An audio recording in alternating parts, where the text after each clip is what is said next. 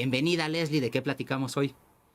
Hola Carlos, pues muchísimas gracias. Nuevamente saludo a todo tu auditorio. Y precisamente para seguir en la conversación, hoy vamos a platicar sobre la llamada contrarreforma que presentó la ministra presidenta Norma Piña el pasado domingo, que Ujú. recoge una serie de cuestionamientos alrededor de la reforma judicial, en la que de una manera u otra va desmenuzando de forma diagnóstica cómo está el sistema de justicia,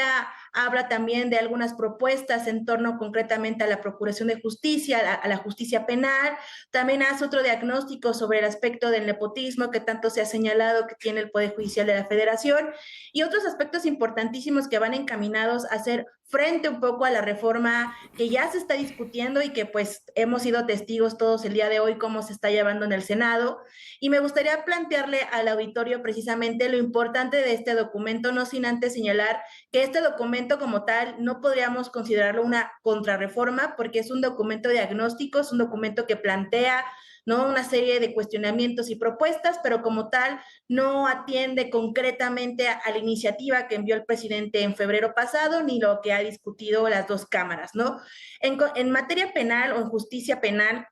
me parece muy importante que precisamente hace este hincapié de no podemos hablar de justicia sin tomar en cuenta a los operadores de fiscalías y policías, algo que ya hemos dicho en tantos foros, en tantos espacios. La reforma judicial que está planteada no va a eliminar los aspectos de impunidad y corrupción que hoy en día encontramos en fiscalías, en policías, en juzgados cívicos, porque no les contempla, ¿no? Otro tema importantísimo que también nombra este documento es el aspecto de la justicia en forma diferenciada. Señala que en efecto, hoy en día en nuestro país tenemos un acceso a la justicia diferenciado, es decir, que no todas las personas podemos acceder de la misma manera y que concretamente mujeres, personas con discapacidad, infancias y adolescencias y otros grupos en situación de vulnerabilidad tienen más dificultades, puesto que hoy en día los operadores, llámese policías y fiscales, no encuentran con una debida formación con perspectiva no solo de género, sino de otras identidades.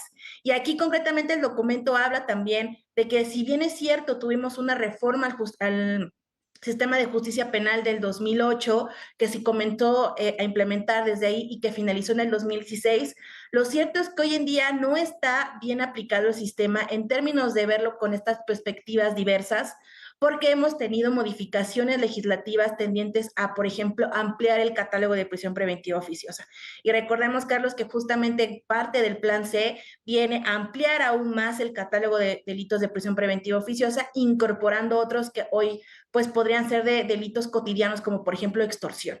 Entonces, este documento recoge todo ello, hace también un diagnóstico a partir de lo que se ha hecho desde sociedad civil, se hace este análisis y propuestas que, si me lo permites comentar, son propuestas que debieron haber llegado muchísimo antes de la discusión que estamos teniendo ahorita Claro. en Cámara de Senadores, por ejemplo. Son propuestas bastante valiosas que tienen que ver con la articulación institucional, con este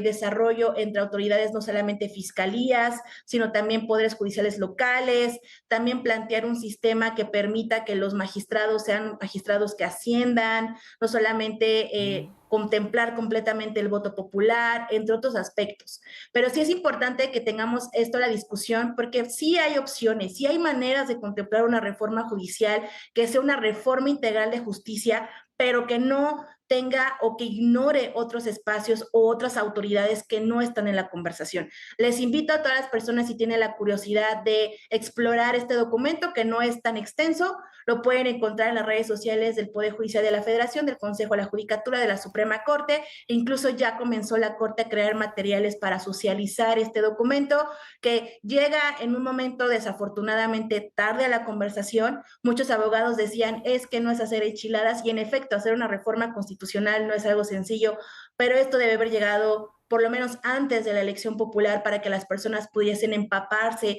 y saber que hay opciones, no lo que se planteó en un inicio con la reforma enviada desde febrero.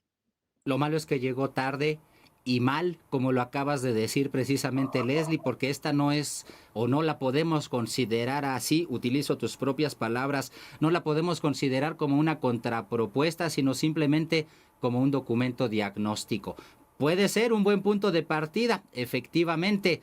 pero a estas alturas, cuando ya prácticamente se está discutiendo la reforma al Poder Judicial, pues en efecto, a destiempo, por desgracia, pero no por eso se tendría que desechar, puede servir de punto de partida en adelante. Excelente. Muchas gracias, Leslie, como siempre. Gracias por estar aquí.